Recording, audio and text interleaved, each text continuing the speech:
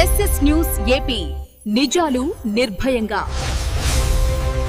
కోవూరు మండలం పడుగుపాడు ఎన్టీఆర్ నగర్లో పోలీసులు నిర్వహించిన కార్డన్ సెర్చ్లో భాగంగా ప్రతి ఇంటిని తనిఖీ చేస్తూ అపరిచిత వ్యక్తులు, గాంజాయి, పేకాట వంటి అసాంఘిక కార్యకలాపాలపై నిఘా ఉంచారు.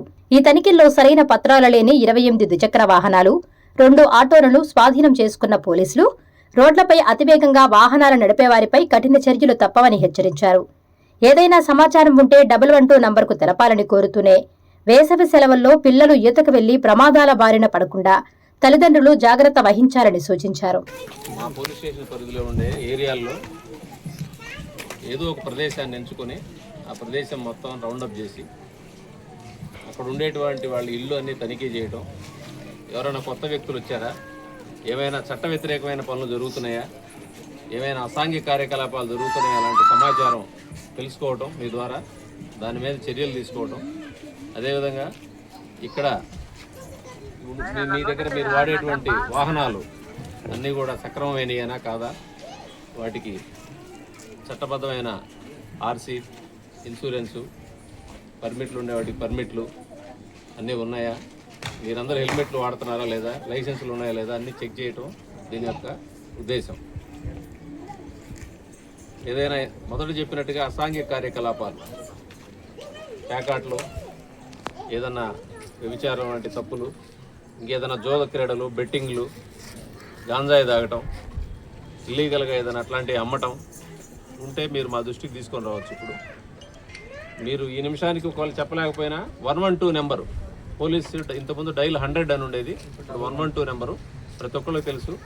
ఆ నెంబర్ ద్వారా మీరు సమాచారం ఇవ్వచ్చు. మాకు అట్లాంటి విషయాల మీద సమాచారం ఇచ్చిన వాళ్ళ ఇన్ఫర్మేషన్ బయటికి చెప్పం. మేము ఆ సమాచారాన్ని కరెక్టా కాదని చెక్ చేసుకొని దాని మీద యాక్షన్ తీసుకుంటాం. ఆకతాయితనంగా తప్పు ఇన్ఫర్మేషన్తో సమాచారం ఇస్తే వాళ్ళ మీద కూడా చర్య తీసుకుంటాం. ఎందుకు ఎక్కడో ఒక చిన్న గొడవ, ఇంకో తప్పు జరుగుతూ ఉంటుంది. మా సిబ్బంది అక్కడ పోయి పనిచేసే టైంని మీరు వేస్ట్ చేసినట్టే. ఒక తప్పు సమాచారం ఇస్తే నిర్ధారణ లేకుండా ఏదన్నా మీకు తెలిసినప్పుడు కరెక్ట్ సమాచారం అయితేనే ఇవ్వాలి. మీరు అర్థమైంది కదా.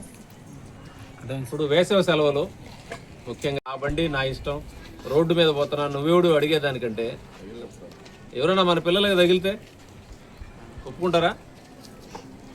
మరి అట్లాంటి నిర్లక్ష్యంగా సమాధానం చెప్పటం, పెద్దవాళ్ళు ఎవరైనా అడిగిన వాళ్ళతో తప్పుగా బిహేవ్ చేయడం చేస్తే చట్ట ప్రకారం మేము వాళ్ళ మీద సీరియస్ యాక్షన్ తీసుకుంటాం. వాళ్ళకి ఎట్లా బుద్ధి చెప్పాలనేది చట్ట ప్రకారమే బుద్ధి చెప్పి తీరుతాం. రెండోసారి వాళ్ళ బండి కూడా ఉండదు, బండి సీజ్ చేయించేస్తాం. మీరు రోడ్లను బట్టి, ఏరియాని బట్టి జాగ్రత్తగా వెళ్ళాలి.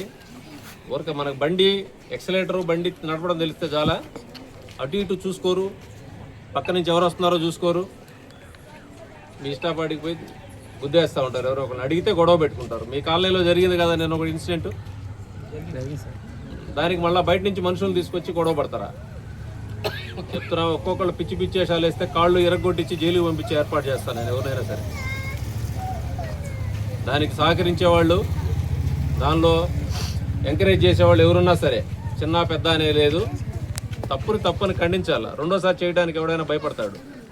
మనందరం తిరిగే రోడ్లు, మన ఇంట్లో ఆడవాళ్ళు తిరుగుతారు, పిల్లలు తిరుగుతారు, ఎవడిష్టం వచ్చినట్టు వాడు వెళ్తే. రెండోది, ఈ సమ్మర్ హాలిడేస్లో పిల్లలు ఈత కొట్టడానికని వెళ్తూ ఉంటారు. కాలువలు కానీ, చెరువులు, దగ్గరలో బావులు ఉంటే, లేదా మీరు ఇక్కడ నుంచి సెలవులకు పోయినప్పుడు ఆ ఊర్లో అయినా సరే కొంతమంది పోతూ ఉంటారు. ఈ మధ్య తరచుగా చూస్తూ ఉంటుంటారు మీరు, ప్రమాదాల్లో కొంతమంది పిల్లలు చనిపోతూ ఉన్నారు.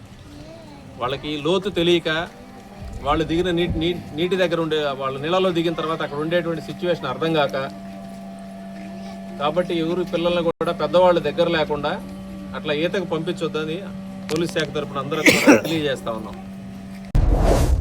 Please subscribe SS news AP.